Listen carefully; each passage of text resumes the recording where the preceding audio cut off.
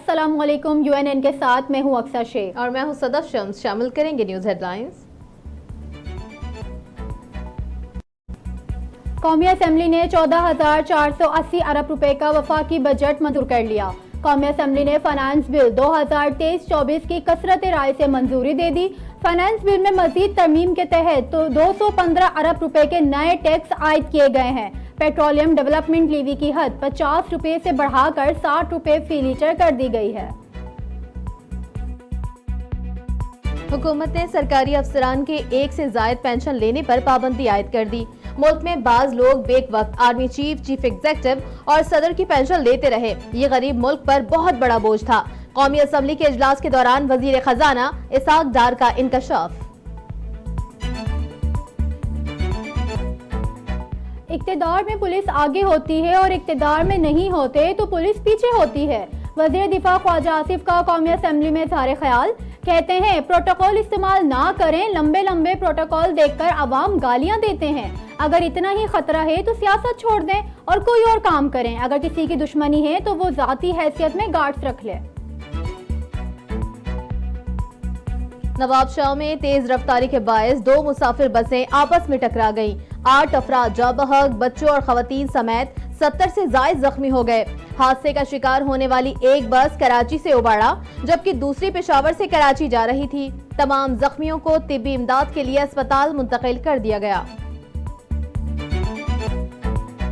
वफाकी वज़ीर माहौलियाती तब्दीली और सैनिटर शेरी रहमान कहती हैं महकमा मौसमियात की जानिब से आज से 30 जून तक मुल्क भर में प्री मानसून बारिशों की पेशगोई की गई है। प्री मानसून बारिशों से शदीद गर्मी की लहर में कमी का इम्कान है।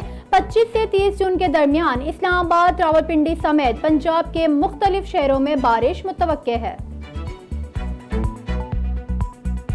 तहरीक इंसाफ के रहनुमा शाह महमूद कुरैशी ने वजीर खजाना इसाक डार से फौरी मुस्ताफी होने का मुतालबा कर दिया। मुल्तान में मीडिया से गुफ्तगू में कहा, शाह महमूद कुरैशी ने कहा 215 अरब रुपए के मजीद टैक्सेस लगा दिए गए। कौम पहले ही महंगाई में पिस चुकी है।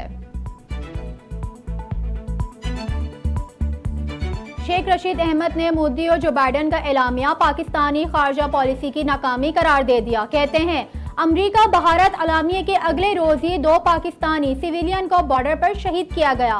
पाकिस्तान को भर में जवाब देना चाहिए। अमरीका इंडिया एलामिया में हमें दहशतगर्दी का मर्तकब ठहराया गया। तहरीक इंसाफ ने कराची के मजीद 6 बल्दियाती नुमाइंदों को पार्टी से निकाल दिया। PTI से निकाले गए बल्दियाती अरकान की तादाद 17 हो गई।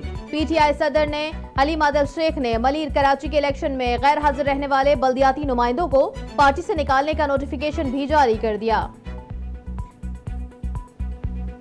ईद उल अज़हा में 4 रोज बाकी रह गए। मवेशी मंडियों में सौदों में रिवायती तेजी ना आ सकी। खरीदार और व्यापार दोनों महंगाई से परेशान, लेकिन अपनी अपनी कोशिशें जारी रखे हुए हैं। कई व्यापारियों का कहना है मुनासिब दाम ना मिले तो जानवर वापस ले जाएंगे।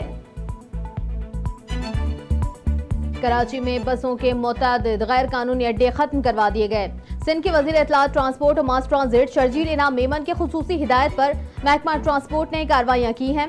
मुख्तलिफ अजला में ईद के मौके पर इजाफी किराया वसूल करने वाले ट्रांसपोर्टर्स पर जुर्माने भी आयद कर दिए। शर्जील इनाम मेमन का कहना है कि मुसाफिरों को परेशान करने वालों को माफ नहीं किया जाएगा।